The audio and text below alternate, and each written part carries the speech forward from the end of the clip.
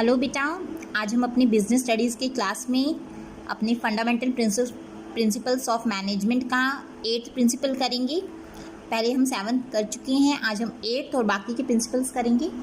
देखिए 8th principle में it is given that it is centralization and decentralization. Okay, centralization और decentralization, पहले हम इसका मीनिंग ही देखते हैं, इसका मतलब क्या होता है। सेंट्रलाइजेशन होता है जब डिसीजन मेकिंग पावर है वो सेंट्रलाइज रहती है to the top most level. ठीक है, इट मीन्स कि टॉप मोस्ट लेवल है सिर्फ वही डिसीजन लेने की पावर रखता है, बाकी की जो भी लेवल्स हैं उन्हें उसको सिर्फ फॉलो करने का अधिकार होता है और कोई उनको राइट नहीं होता।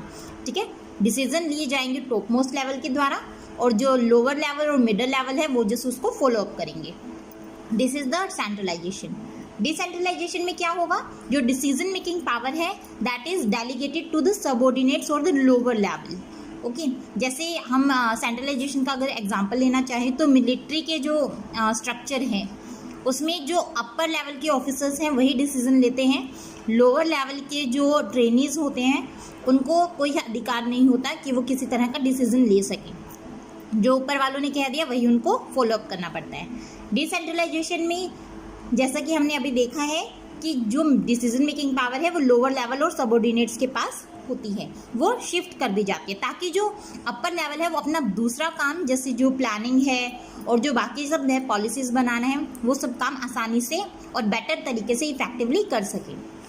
तो फेयोल ने इसके बारे में कहा था कि ऑर्गेनाइजेशन के अंदर कुछ हद तक सेंट्रलाइजेशन होना चाहिए तो कुछ हद तक डिसेंट्रलाइजेशन भी होना चाहिए। डिसेंट्रलाइजेशन क्यों, ताकि जो अपर लेवल है टॉप मोस्ट लेवल है वो अपना काम अच्छे ढंग से और इफेक्टिवली कर सके। अगर वो सारे ही काम अपने हाथ में लेने लग गया तो वो सभी कामों को अच्छे तरीके से नहीं कर पाएगा। वो सिर्फ एक लेवल तक, ठीक है, सिर्फ उतना कि जितना उनको मतलब ज़रूरी है कि ये डिसीज़न तो हमें ही लेने, जैसे प्लानिंग है वो प्लानिंग को आगे शिफ्ट नहीं कर सकते, पॉलिसी मेकिंग है, रूल मेकिंग है, वो आगे शिफ्ट नहीं कर सकते, तो वो सिर्फ वो वाले डिसीज़न अपने तक सेंट्रलाइज रखें, बाकी डिसेंट्रलाइजेशन कर दे जितनी भी वर्किंग है। डिसेंट्रलाइजेशन से क्या होगा कि जो मैनेजर्स हैं और जो बाकी के लोअर लेवल के जो भी सबऑर्डिनेट्स उनके काम कर रहे हैं उनको एक तरह से बूस्ट मिलेगा। बूस्ट किस लिए, ताकि उनको अगर मान लो कोई प्रॉब्लम आ जाती है किसी भी चीज़ में, लगा लीजिए कोई प्रोडक्ट स्पेसिफिक प्रॉब्लम है या फिर रॉ मटेरियल से रिलेटेड प्रॉब्लम है, तो वो प्रॉब्लम अपने आप डिसीजन लेके उसको वहीं आओ सॉर्ट आउट कर दे। अगर मान लीजिए सेंट्रलाइज रहा पूरा का पूरा ऑर्गेनाइजेशन तो उन्हें अपनी प्रॉब्लम पहले लेके जानी पड़ेगी टॉप मोस्ट लेवल के पास और फिर टॉप मोस्ट लेवल इस पर डिसीजन लेगा, फिर बाद में आके उन्हें फॉलो अप करना पड़ेगा। तो इसमें काफ़ी टाइमिंग वेस्ट हो जाएगा और टाइमिंग वेस्ट होने के साथ साथ कॉस्ट पे भी इफेक्ट पड़ेगा, कॉस्ट भी बढ़ेगी। तो उसको सारे के सारे जो डिफेक्ट्स हैं उसको बाहर निकालने के, रूल आउट करने के लिए हम डिसेंट्रलाइजेशन भी थोड़ा सा अपने ऑर्गेनाइजेशन में फॉलो अप करते हैं। ठीक है, so this is the centralization and decentralization. Next is scalar chain. Scalar chain में क्या है, फेयोल ने कहा है कि देखिए जैसे कि डायग्राम है स्केलर चेन का है कि अगर मान लीजिए कि ऑर्गेनाइजेशन के अंदर ये ABCDEFG LMNO PQ ये सब लोग हैं वो काम कर रहे हैं, these are the name of the persons. Okay, imaginary name. अगर मान लीजिए F को P के साथ कुछ मतलब ऑर्गेनाइजेशन में कुछ भी इंफॉर्मेशन शेयर करनी है तो उसको क्या करना पड़ेगा, पहले अपने इमीडिएट बॉस ई को अपने इमीडिएट बॉस D को, DCCBBA ये इस लेवल पे इंफॉर्मेशन फ्लो करेगी। ठीक है, F E को बताएगा, E D को, फिर C के पास जाएगी इंफॉर्मेशन B A। अब A क्या करेगा, L को बताएगा, फिर M को बताएगा, फिर N के पास जाएगी O, फिर O किसको बताएगा, P को। इस वे में क्या है जो इंफॉर्मेशन है F से P के पास जाएगी।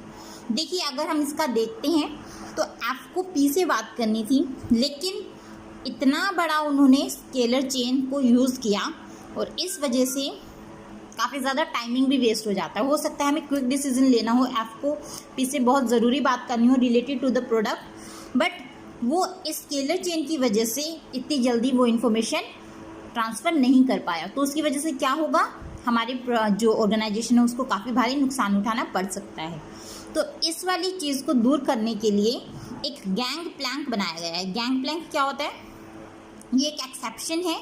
एक्सेप्शन मीन्स कई बार होता है कि जब अगर मान लीजिए एफ को पी से बात करनी है तो वो अपने इमीडिएट बॉसेस एफ ई को, अपने इमीडिएट बॉस को, और पी ओ को, पी का इमीडिएट बॉस ओ है और एफ का इमीडिएट बॉस ई है, ठीक है। तो वो अपने इमीडिएट बॉसेस को अपनी जो इंफॉर्मेशन है उसकी हर एक पॉइंट को क्लियर करते हुए उनको बताएंगे कि हम ये चीज़ बताना चाह रहे हैं एक दूसरे को, और ये वाली इन्फॉर्मेशन ट्रांसफ़र करनी है। माइन्यूट से माइन्यूट इन्फॉर्मेशन ई और ओ को बताई जाएगी, और तब जाके एफ को, अगर ये जो ई है और ये ओ है, अगर ये दोनों उसको ये कहते हैं कि हाँ आप लोग इन्फॉर्मेशन ट्रांसफ़र कर सकते हैं, अगर ये इनको परमिशन देते हैं तो एफ पी को इन्फॉर्मेशन डायरेक्टली भी ट्रांसफ़र कर सकता है, ठीक है। तो इट इज़ द गैंगप्लैंक। गैंगप्लैंक क्या है? एक तरह की एक्सेप्शन है जिसमें एफ पी को डायरेक्टली इन्फॉर्मेशन प्रोवाइड कर सकता है with the permission of their immediate bosses O and E. Okay, this is your scalar chain. Next one is your order. Order में क्या है कि ऑर्गेनाइजेशन के अंदर जितनी भी चीज़ें हैं, मटेरियल है या फिर ह्यूमन रिसोर्स हैं, सबके लिए एक प्रॉपर जगह होनी चाहिए। ऐसा नहीं है कि जैसे इसमें दो चीज़ें आई हुई हैं, material order and social order. Material order किसके लिए है? For the physical resources. Physical resources means raw material etc. Social order is human resource, okay, जो हमारी ऑर्गेनाइजेशन में काम कर रहे हैं। मतलब हर एक चीज़ के लिए एक प्रॉपर प्लेस होनी चाहिए। जो रॉ मटेरियल हम यूज़ कर रहे हैं वो हर एक उस चीज़ के लिए, जैसे रॉ मटेरियल है वो कहाँ रखना है, सेमी फिनिश्ड गुड है वो कहाँ रखना है, फिनिश्ड गुड है वो कहाँ मिलेगा, ठीक है। हर एक चीज़ का एक प्रॉपर ऑर्डर होना चाहिए। उसी तरह से जो ह्यूमन रिसोर्स है, जो हमारा सोशल ऑर्डर है, जो ह्यूमन रिसोर्स है, उसके लिए भी हर एक व्यक्ति के लिए एक प्रॉपर जगह होनी चाहिए। कि ऐसा नहीं है कि एक व्यक्ति को उसको पता ही नहीं उसको क्या काम करना है और कहाँ उसका प्रॉपर प्लेस है और कहाँ पे बैठ के उसको काम करना है, किस जगह पे उसको रहना है, उसको यही नहीं पता। हर एक व्यक्ति को पता होना चाहिए कि उसको कहाँ पे किस किस जगह पे अपॉइंट किया गया है और किस लेवल का उसको काम करना है, ठीक है। इक्विटी होनी चाहिए। इक्विटी किस बेसिस पर? मतलब कि जो व्यक्ति ज़्यादा बेटर काम कर रहा है उसको सैलरी या रेम्यूनरेशन के रूप में ज़्यादा बेटर हमें अर्निंग देनी चाहिए, और जो कम लेवल पे या फिर उतना एफिशिएंटली काम नहीं कर रहा है उसको कम क्या देनी चाहिए? रेम्यूनरेशन देनी चाहिए। और जो इक्वली जो प्रोडक्शन कर रहे हैं, जो इक्वली हमें एफिशिएंटली काम करके दिखा रहे हैं, उनको इक्वल हमें रेम्यूनरेशन देना चाहिए, ठीक है। मतलब किसी के साथ भी भेदभाव नहीं करना चाहिए कि अगर मान लीजिए दो व्यक्ति हैं, सेम लेवल पे इक्वल प्रोडक्शन हमें दे रहे हैं, इक्वल आउटपुट दे रहे हैं, तो उन दोनों की रेम्यूनरेशन या सैलरी सेम होनी चाहिए। ऐसा नहीं है अगर मान लीजिए कोई जो मैनेजर का है, कोई भाई है, भतीजा है, भांजा है, कुछ भी है, इस वजह से रिलेशन की वजह से वो उसको ज़्यादा रेम्यूनरेशन दे, ऐसा नहीं होना चाहिए। इक्विटी होनी चाहिए। जिस लेवल पे जो एफिशिएंसी के साथ व्यक्ति काम करता है उसी के अकॉर्डिंग उसको रेम्यूनरेशन प्रोवाइड करना चाहिए, ठीक है। स्टेबिलिटी ऑफ पर्सोनल होता है जो वर्क फोर्स है, जो व्यक्ति काम कर रहे हैं ऑर्गेनाइजेशन में, स्टेबिलिटी होनी चाहिए।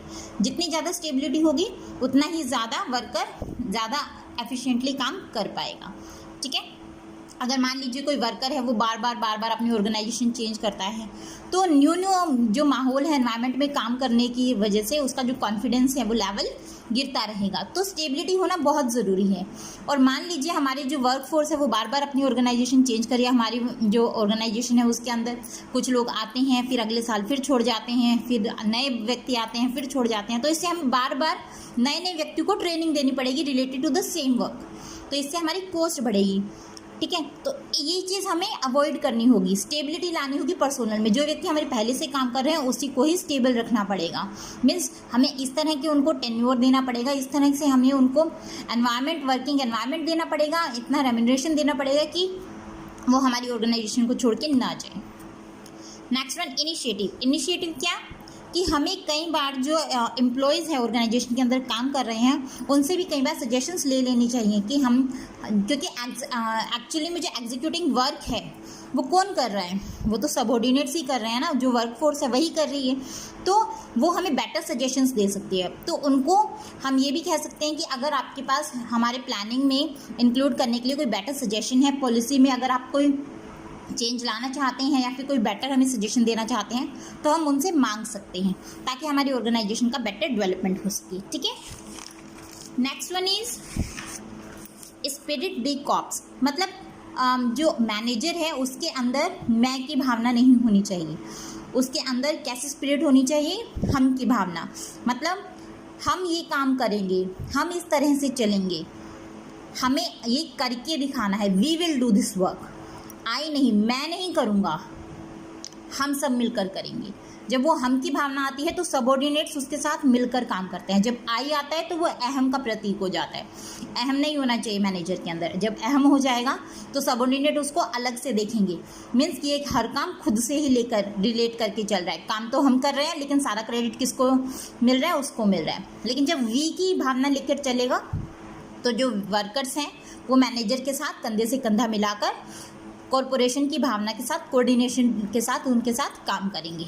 ठीक है, तो इसका कंक्लूजन आया है। कंक्लूजन में क्या लिख सकते हैं हम कि जो ये फेयोल के प्रिंसिपल्स हैं वो बहुत फ्लैक्सिबल हैं।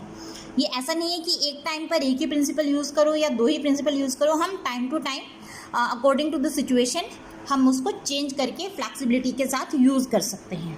ठीक है, so this is your chapter of fundamental principles of management.